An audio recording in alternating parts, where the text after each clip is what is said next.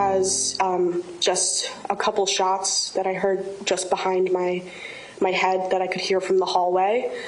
Everyone in the room froze. We all sort of stared at each other and like froze for a moment because we didn't exactly know what it was. But the sounds sort of continued, and that's kind of when we determined that they were gunshots. Today, several former Marjory Stoneman Douglas students took the stand describing when an ordinary day in fourth period turned into a horrific situation.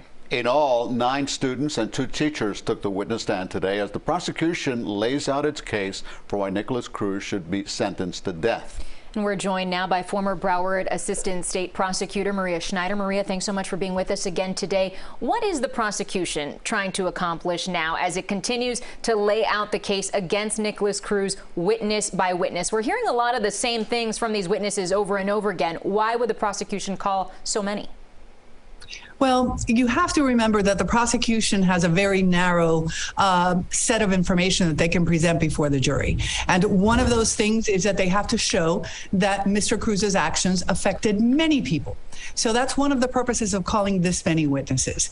In addition to, it's very difficult to decide who gets to speak and who doesn't. These are all people who have been very deeply affected by those actions and who all deserve their day in court. They all deserve to be able to speak and explain what it is they went through. But more than anything, the prosecution is basically fulfilling their obligation to present evidence that supports the aggravating factors that are legally acceptable in such a case.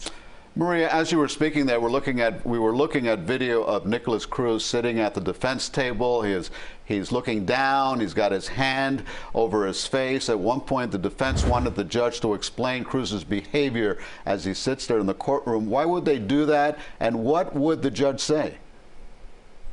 You know, my understanding is that they, as an explanation, they offered that he is now on psychotropic medication.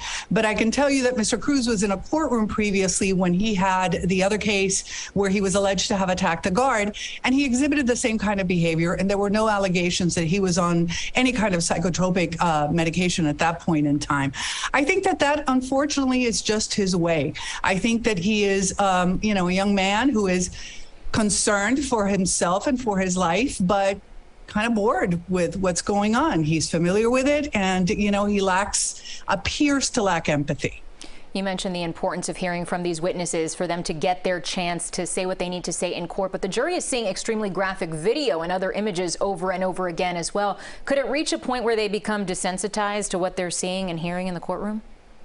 That's always a concern. You want to make sure that the jury is connecting with what they're seeing, that they're experiencing as much as possible part of what the people who were actually living through those circumstances were living through.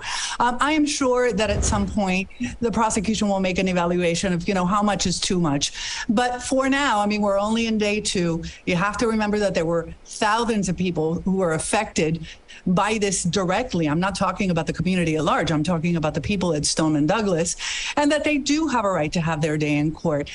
In addition, though, you know, the prosecution has to show that he acted with premeditation, that he acted with planning, that he acted in a form that disregarded, you know, the safety of many, many, many individuals. So all of that requires this kind of, you know, very repetitive presentation.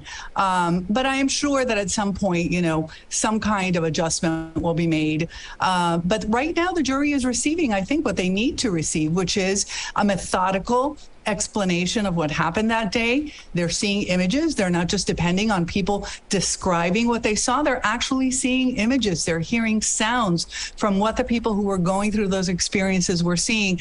And that is very valuable. You can't fault the prosecution for having too much evidence.